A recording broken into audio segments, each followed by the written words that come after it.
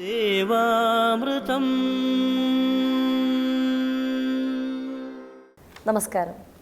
പൈതൃക വഴികളിലേക്ക് നമ്മെ ഏറെ അടുപ്പിക്കുന്ന ദേവാമൃതത്തിൻ്റെ മറ്റൊരു അധ്യായത്തിലേക്ക് എല്ലാ പ്രിയ പ്രേക്ഷകർക്കും സ്വാഗതം. ആദ്യം നമുക്ക് ശ്രവിക്കാം ഗുരുസാഗരം ശ്രീ സജീവ് കൃഷ്ണന്റെ വാക്കുകളിലൂടെ.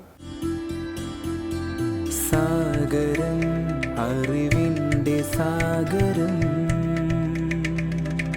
ഗുരുസാഗരം.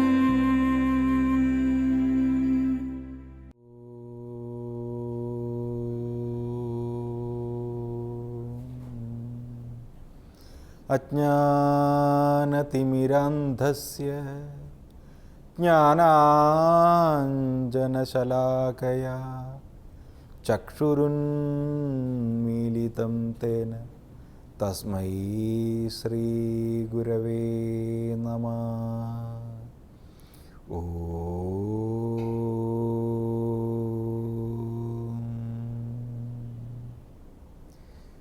സർവലോകർക്കും നാഥനായ ശ്രീനാരായണ ഗുരുദേവൻ്റെ ദിവ്യ സാന്നിധ്യം കൊണ്ട് പവിത്രമായ ഗുരുസാഗരത്തിലേക്ക് ഏവർക്കും സ്വാഗതം. നാം ഭഗവാൻ ശ്രീനാരായണ ഗുരുദേവൻ്റെ ജാതി നിർണയം എന്ന കൃതിയിലൂടെയാണ് കടന്നു പോകുന്നത്. ഒരു ജാതി, ഒരു മതം, ഒരു ദൈവം, മനുഷ്യന് ഒരു യോനി, ഒരാകാരം, ഒരു ഭേദവുമില്ലതിൽ എന്ന വരികളുടെ അർത്ഥം നാം പറഞ്ഞു കഴിഞ്ഞു.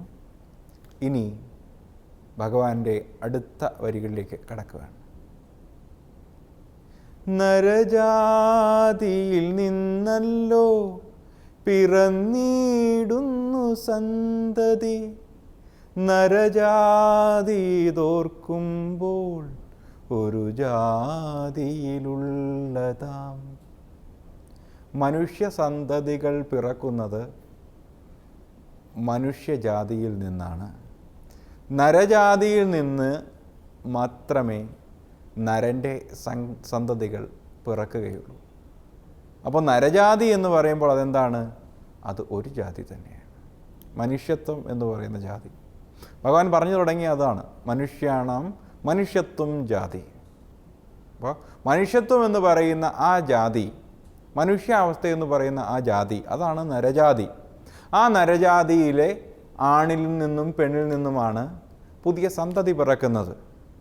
അതിന് മനുഷ്യൻ കൽപ്പിച്ചു കൂട്ടിയിരിക്കുന്ന ജാതി വ്യവസ്ഥ ഒന്നും അതിനെ ബാധിക്കുന്നതല്ല. നരരായിരിക്കുന്ന സ്ത്രീ പുരുഷന്മാർ സംയോഗം നടത്തിയാൽ ഉണ്ടാകുന്നത് മനുഷ്യ കുഞ്ഞ് തന്നെയായിരിക്കും. അങ്ങനെയേ സാധ്യതയുള്ളൂ. അല്ലാതെ രണ്ട് മൃഗങ്ങൾ തമ്മിൽ ചേർന്നാൽ അതിൽ നിന്ന് മനുഷ്യക്കുഞ്ഞുണ്ടാവില്ല. ഇത് ജീവശാസ്ത്രമാണ് പറയുന്നത്. നമ്മുടെ ജീവവ്യവസ്ഥയെ എടുത്തു വച്ചിട്ടാണ് ഗുരു പറയുന്നത്. ഇതിനകത്ത് സങ്കല്പമില്ല. ഇത് തനി ഭൗതികതയാണ്, തനി യാഥാർത്ഥ്യമാണ് ഇത്. കാരണം എന്താണ്? ഈ ജീവവ്യവസ്ഥ ഇങ്ങനെയാണ് ചിട്ടപ്പെടുത്തിയിരിക്കുന്നത്. ദൈവത്തിന് എല്ലാത്തിനും ഒരു യുക്തിയുണ്ട്. ദൈവസൃഷ്ടിയെ നോക്കിക്കഴിഞ്ഞാൽ അറിയാം, യുക്തി സഹമാണത്. പക്ഷെ നമ്മുടെ പുരാണങ്ങളെ നോക്കിക്കഴിഞ്ഞാൽ പലപ്പോഴും യുക്തിസഹമല്ല. നമ്മുടെ എല്ലാ മതഗ്രന്ഥങ്ങളിലും യുക്തിരഹിതമായ ഒരുപാട് കാര്യങ്ങൾ എഴുതി വച്ചിട്ടുണ്ട്. എന്തിനാണെന്ന് ചോദിച്ചാൽ ചില എക്സാജറേഷൻസ് വേണ്ടി വരും. ആർക്കാണെന്നറിയാവോ? സാമാന്യ ജനങ്ങൾക്ക്. ഇപ്പോൾ നമ്മൾ ചില സ്ഥലങ്ങളിലൊക്കെ ചെന്നിട്ട് ഗുരുവിൻ്റെ ദർശനത്തെക്കുറിച്ച് പറയുമ്പോഴത്തേക്ക് തിരികെ വരുമ്പോൾ, ഇറങ്ങി വരുമ്പോഴത്തേക്ക് ഭക്തരായിട്ടുള്ളവർ പറയും, ശ്രീനാരായണ ഗുരുദേവൻ്റെ അത്ഭുതങ്ങളെക്കുറിച്ച് സാറ് പറയുമെന്ന് വിചാരിച്ചിരുന്നു. അതൊന്നും അല്ല പറഞ്ഞത്. അപ്പോൾ എന്താണ്? അവർ അത്ഭുതം കേൾക്കാനായിട്ട് വന്നതാണ്. ഈ അത്ഭുതം എന്ന് പറയുന്നത് എന്താണ്? സാമാന്യ മനുഷ്യന് നടത്താൻ സാധിക്കാത്തത്.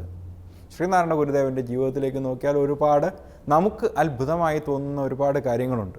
പക്ഷേ സത്യസാക്ഷാത്കാരം നേടിയ ആൾക്ക് ഇതൊന്നും അത്ഭുതമല്ല, ഒക്കെ യാഥാർത്ഥ്യത്തിൻ്റെ ഭാഗമാണ്. അവർക്ക് ഈ മായയെ നിയന്ത്രിക്കുവാനുള്ള കഴിവുണ്ട്. അവർക്ക് മഴ പെയ്യിപ്പിക്കുവാനും സൂര്യനെ തെളിപ്പിക്കുവാനും ഒക്കെയുള്ള കഴിവുണ്ട്. കാരണം ഇതെല്ലാം മായയുടെ ഭാഗമാണ്. അതിൻ്റെ കാമ്പറിഞ്ഞ് ആ കാമ്പായിരിക്കുന്നവന് ഇതിനെല്ലാം നിയന്ത്രിക്കാനുള്ള കഴിവുള്ളത് കൊണ്ട് ശ്രീനാരായണ ഗുരുദേവൻ ഒരുപാട് അത്ഭുതങ്ങൾ കാണിച്ചിട്ടുണ്ട്. യേശുക്രിസ്തു അത്ഭുതങ്ങൾ കാണിച്ചിട്ടുണ്ട്.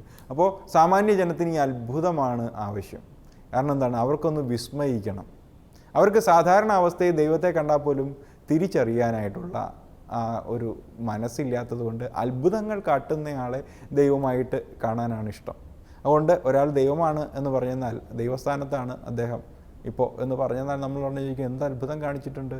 അതുകൊണ്ടാണല്ലോ വിശുദ്ധന്മാരെ പ്രഖ്യാപിക്കാൻ വേണ്ടിയിട്ട് കത്തോലിക്ക സഭ ആ വിശുദ്ധ ജന്മത്തിൻ്റെ പരിശുദ്ധിയല്ല നോക്കുന്നത്, എന്തെങ്കിലും അത്ഭുതം കാട്ടിയിട്ടുണ്ടോ എന്നാണ് നോക്കുന്നത്. കാരണം എന്താ, സാമാന്യ ജനത്തെ ഇത് വിശുദ്ധനാണെന്ന് പറഞ്ഞ് അവതരിപ്പിക്കണമെങ്കിൽ അവരോട് പറയാൻ ഒരു അത്ഭുത കഥ വേണം. അത്ഭുത കഥകൾക്ക് പിന്നാലെയാണ് നമ്മുടെ എല്ലാം മനസ്സ് നിൽക്കുന്നത്. നമ്മൾ യാഥാർത്ഥ്യത്തിലേക്ക് വരണമെന്നാണ് ഭഗവാൻ തൻ്റെ ജീവിതം കൊണ്ട് നമ്മെ പഠിപ്പിച്ചത്. എല്ലാവർക്കും ഇന്നേക്ക് നമസ്തേ. ദേവാമൃതം